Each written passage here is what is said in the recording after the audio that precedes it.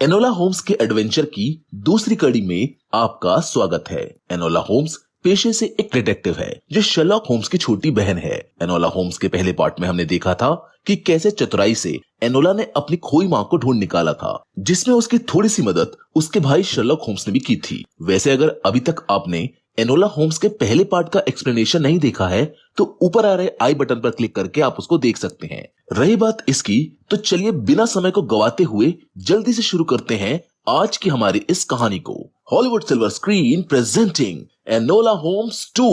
तो कहानी की शुरुआत एनोला होम्स से होती है जो लंदन की गलियों में भाग रही है, जिसके पीछे पड़े हैं दो पुलिस वाले। लेकिन होल्ड ऑन, आखिर ये दोनों एनोला के पीछे क्यों पड़े हैं, इसका जवाब खुद एनोला हमको देते हुए नजर आएगी, क्योंकि यहाँ से शुरू होता है इस कहानी का फ्लैशबैक। एनोला होम्स, जिसने राजकुमार ट्विक्सबेरी को बचाया और रिफॉर्म बिल पास कराने में उसकी हेल्प की, आज वो लंदन में खुद की डिटेक्टिव एजेंसी शुरू करना चाहती है। एनोला अपने भाई शर्लॉक की तरह एक मशहूर डिटेक्टिव बनना चाहती है, पर वो अभी भी एक छोटी बच्ची है, इसलिए उसे इस डिटेक्टिव एजेंसी को शुरू करने में काफी दिक्कतें आ रही हैं। जो भी लोग उसके पास किसी केस को लेकर आते हैं वो उसे बच्चा समझकर वहां से चले जाते हैं। काफी दिनों तक ऐसा ही चलता रहता है, इसलिए मजबूरन अब एनोला को अपने डिटेक्टिव एजेंसी बंद करनी पड़ती है। वो हार कर अपने घर लौट रही होती है, लेकिन तभी एक बच्ची जिसका नाम बेसी होता है एनोला होम्स के पास आती है, जो एनोला को बताती है कि उसकी बहन काफी दिनों से लापता है। एनोला भी बेसी चैपमैन की मदद करने को मान जाती है, जिसके बाद ये दोनों उस जगह पर जाते हैं जहां बेसी और सैरा चैपमैन रहते हैं। सैरा चैपमैन वही लड़की है जिसे एनोला को ढूंढना है। ये जगह लंदन का डाउनटाउन एरिया है, जहां ज्यादातर बाहरी देशों से आए लोग रहा करते थे, जिसका मतलब ये है कि बेसी और सैरा दोनों ही लंदन से नहीं हैं। ये जगह बहुत अजीब है, जहाँ काफी अजीब चीजें हैं नोटिस करने के लिए, जैसे कि वो दीवार पर लगा पैम्फलेट जिसमें टाइफस किलिंग लिखा हुआ है। मैं आपकी जानकारी के लिए बता दूं कि टाइफस एक जानलेवा बीमारी है जिसने 1937 में यूके यानी कि यूनाइटेड किंगडम में काफी तबाही मचाई थी, जिसका मतलब साफ है कि एनोला होम्स 2 की कहानी उसी समय में सेट है। अब एनोला और बेसी उस जगह पहुंच जाते हैं जहां ये दोनों रहा करती थी। ये जगह एक वुमेन हॉस्टल की तरह है। एनोला बेसी से पूछती है कि बाकी की लड़कियां कहाँ है, जिस पर बेसी उसे बताती है कि बाकी की लड़कियां अभी फैक्ट्री में है। एनोला उस कमरे को एक्सप्लोर करने लगती है कि तभी वहां पर एक लड़की आ जाती है जिसका नाम मे है।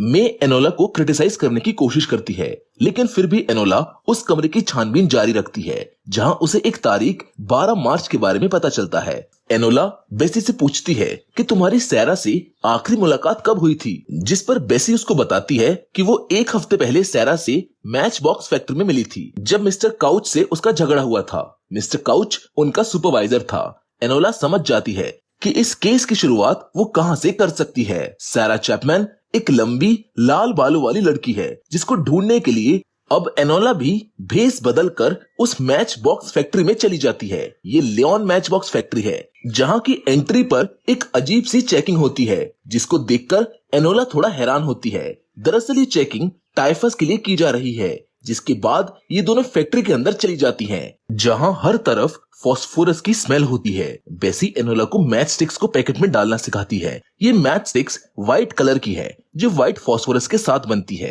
एनोला होम्स उस फैक्ट्री में चीजों को नोटिस करने लगती है, जहां वो ऊपर एक ऑफिस को देखती है।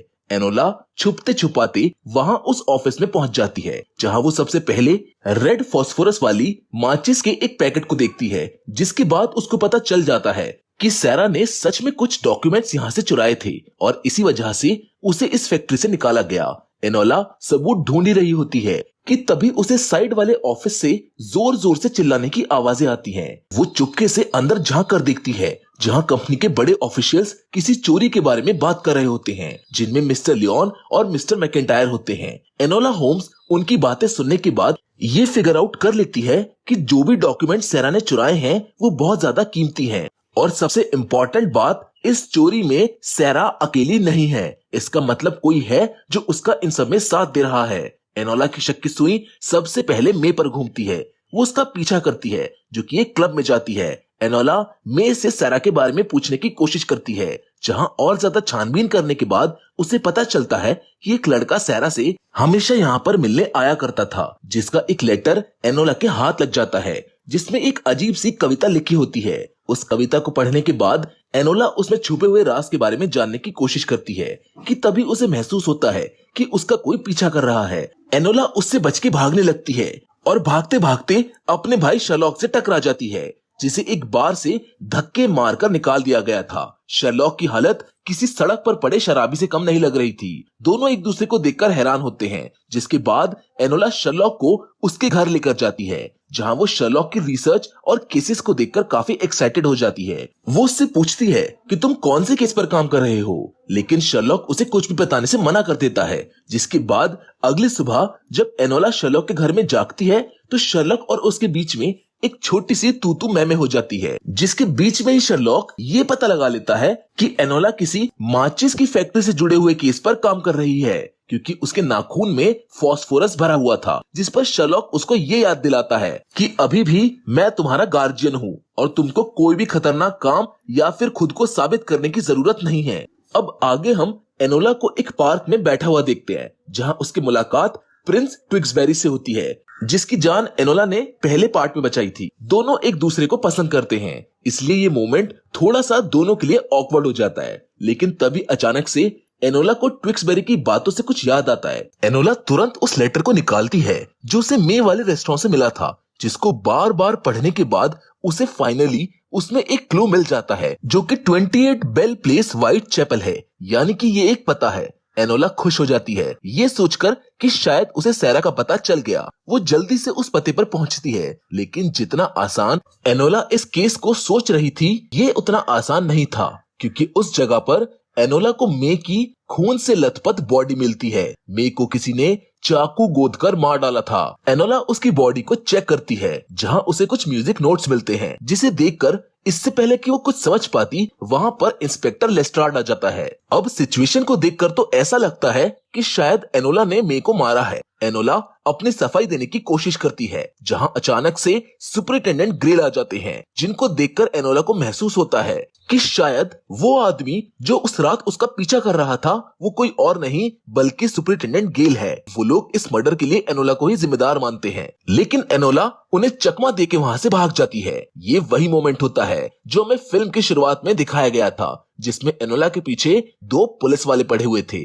अब कहानी आगे बढ़ती है और लेस्ट्राड शर्लॉक के घर पर जाता है एनोला को ढूंढने के लिए, लेकिन शर्लॉक उसको ये बोलकर मना कर देता है कि एनोला यहाँ पर नहीं है, पर वो जानता था कि एनोला यहीं छुपी है। एनोला बार बार अपने भाई से तेज बनने की कोशिश करती है, लेकिन उसका भाई हमेशा उसको पकड़ लेता है। शर्लॉक एनोला से पूछता है कि आखिर माजरा क्या है, क्यों पुलिस वाले तुम्हारे पीछे पड़े हैं, जिस पर एनोला बोलती है कि पहले तुम मुझे बताओ कि तुम किस केस में उलझे हुए हो। शर्लॉक को ना चाहते हुए भी एनोला को अपने केस के बारे में बताना पड़ता है, जो दरअसल में गवर्नमेंट ट्रेजरी से जुड़ा हुआ है, मतलब कि पैसों का लेन देन, वो भी इलीगल तरीके से।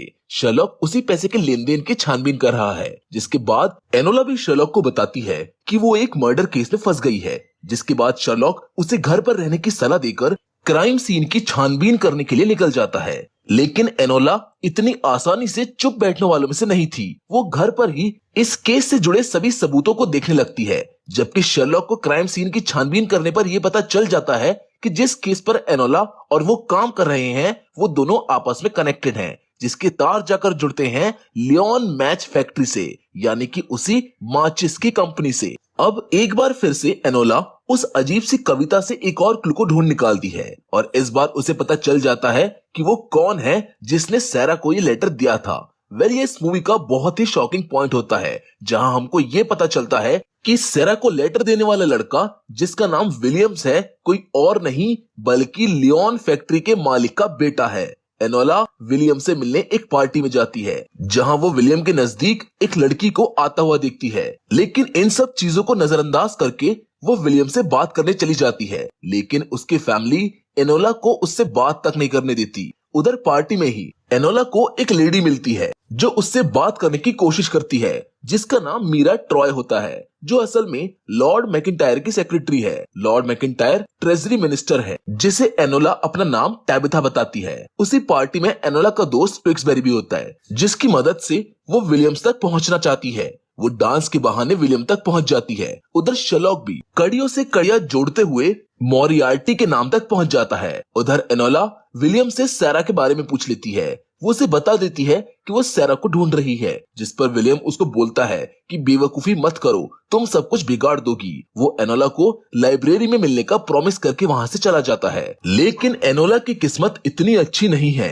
क्योंकि इससे पहले विलियम उसको कुछ बता पाता, पुलिस आकर उसको पकड़कर ले जाती है, जहाँ जेल में एनोला से मिलने सुपरिटेंडेंट गेल आता है, जिसको देखकर एनोला समझ जाती है कि मे और दूसरी लड़कियों को मारने वाला यही है, जो असल में किसी और के इशारों पर नाच रहा है। वो एनोला से सैरा के बारे में पूछता है कि बताओ मुझे सैरा कहाँ है, लेकिन एनोला खुद भी अभी तक सैरा के बारे में नहीं जानती है। जिसके बाद हम शर्लॉक को स्टेशन में देखते हैं, जो एनोला को छुड़ाने के लिए आया होता है, जिसके लिए उसे एनोला को बेकसूर साबित करना होगा। जहां शर्लॉक ये साबित कर देता है कि मे का मर्डर करने वाला या फिर करने वाली पूरी टीम सुपरिटेंडेंट की है, लेकिन एक सबूत अभी भी ऐसा है जो एनोला को इस केस से आजाद होने से रोक सकता है, जो कि वो चाकू है जो हत्या के लिए इस्तेमाल किया गया था, जिस पर एनोला की उंगलियों के निशान हैं। अब शर्लॉक उनकी मॉम की फ्रेंड के पास मदद मांगने के लिए जाता है, जहां वो दोनों एक परफेक्ट प्लान बनाकर एनोला को जेल से बाहर निकाल लेते हैं। जहां सरप्राइजिंगली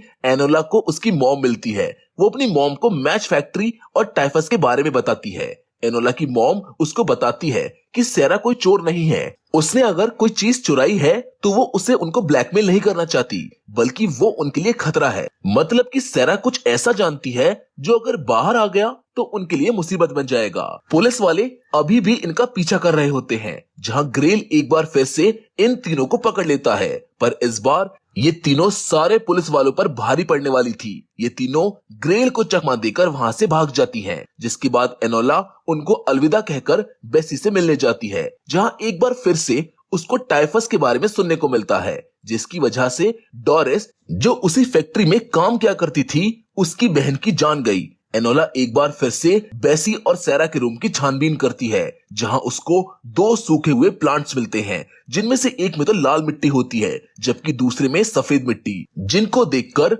अब एनोला को चीजें क्लियर होना शुरू हो जाती हैं कि आखिर ये पूरा मामला क्या है। दरअसल यही फास्फोरस वजह है उस जानलेवा बीमारी टाइफस की, जिसको सैरा और मे जान गई थी, जो कि इस कंपनी के लिए काफी खतरनाक साबित हो सकता था, और शायद इसीलिए विलियम ने उनकी जान ली। एनोला तुरंत मदद मांगने के लिए ट्विक्सबेरी के पास जाती है। वो उसे सब कुछ बता देती है, जहां उससे मिलने एक लड़की आती है, जिसको जल्दी से भगाकर एनोला और ट्विक्सबेरी एक बार फिर से बात करने लगते हैं। ट्विक्सबेरी उसको बताता है कि ये लड़की भी उसी कंपनी के किसी बिल के ऊपर काम कर रही है, क्योंकि उसको भी ऐसा लगता है कि शायद उस कंपनी में कुछ गड़बड़ है। ये सुनने के बाद एनोला का दिमाग एक बार फिर से चलने लगता है और वो समझ जाती है कि जो लड़की अभी अभी ट्विक्सबेरी से मिलकर गई है वो ही सैरा है।